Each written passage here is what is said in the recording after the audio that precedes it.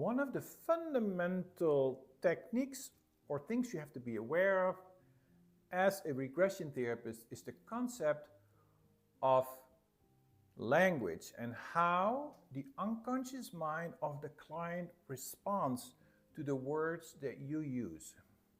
And in the world of hypnosis, these instructions, this form of communication is called either directive or indirective. You could even say left brain or right brain communication. Directive means I'm giving direct suggestions and instructions to the person in front of me.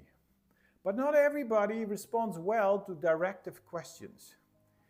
People could have defense mechanisms. Their unconscious mind may have been trained to be suspicious of somebody giving me direct information, direct suggestions. There's many reasons why this could be, but we could roughly say that perhaps 50% of all your clients will be allergic to directive suggestions. And so for that category of people, we need indirective suggestions. We need more, inferential information. And so those people then, you leave them kind of a choice, or at least the idea of a choice, that they don't feel like you're coming into their space, that you are telling them what to do. And then, for example, you give them options. For example, let's say in an imagery journey, you want to have somebody move through a door, because behind the door there is a special place. There are hypnosis techniques that is called therapeutic imagery, guided meditation for the well-being of the client. And you want them to move through that door. Now, if you say to somebody who is able to follow direct suggestions, you can say, there's a door, and behind this door there is a sacred space made out of light. And so I suggest perhaps you would like to go through that door. And so they open the door in their mind and they move into that sacred space. But persons that are allergic to direct instructions, it wouldn't work, because their mind, their unconscious mind, becomes rebellious. They say, well, why would I go through that door? Who are you to tell me to go to that door? I don't even want to see it. I don't even see a door. So in that case, you say, well, there are multiple doors. There's one on the left, one on the right, one in the middle. Which door do you feel inclined to enter? And then they feel a sense of empowerment to say, I want to go to the left door. All right, so they feel I'm in charge, and I have given them an indirect suggestion, and they walk through the door, to the left door. See, my purpose was just to get them through the door. It doesn't matter for the story whether you go to the left door, the right door, or the middle door.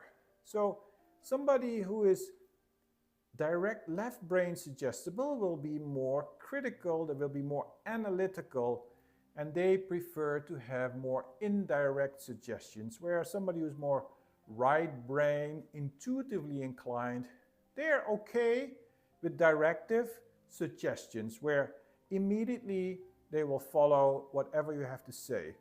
This is super important in hypnosis. And so you find that out when the client comes into your office. You're going to have to establish whether I'm dealing with somebody who is capable of following direct instructions, or whether I have to be more inferential with them.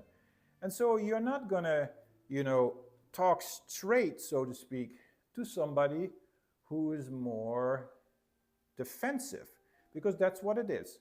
Somebody who is more, allergic to direct instructions will be a little bit more defensive. They feel they need to protect their space. It doesn't matter what the cause is.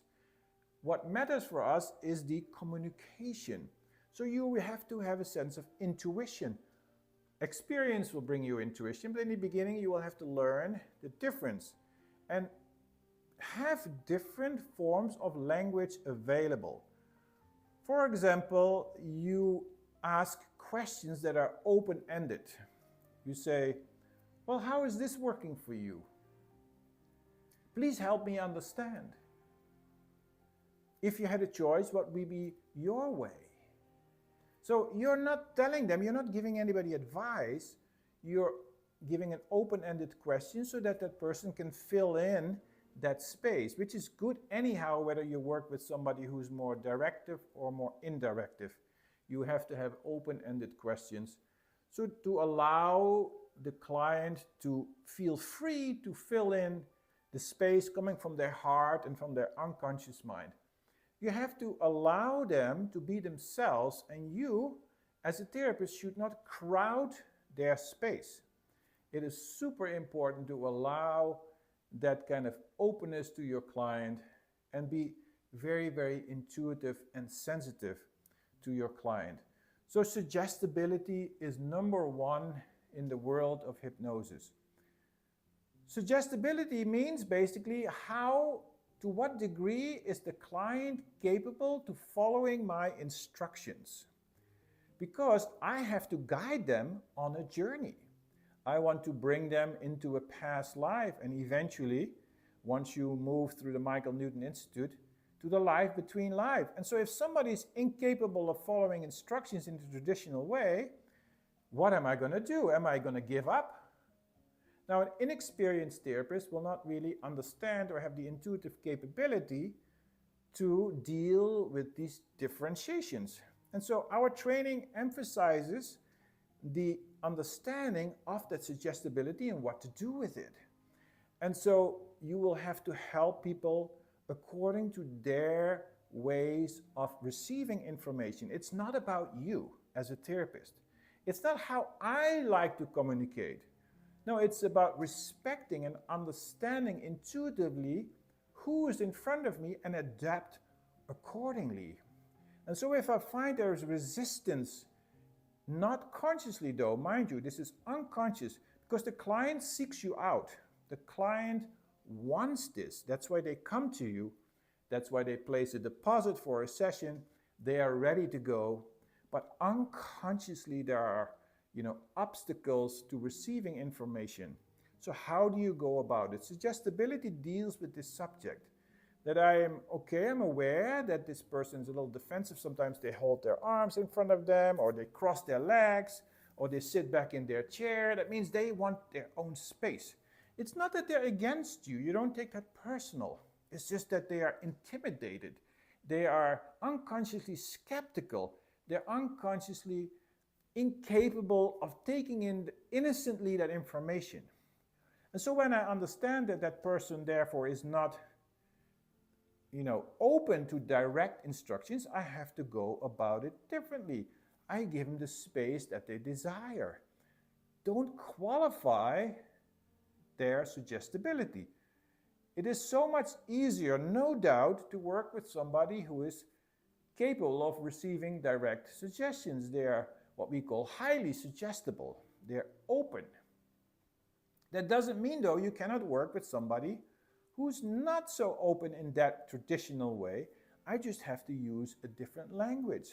And so you say, perhaps there is a door, and it could be that you may feel inclined to enter it. What do you feel?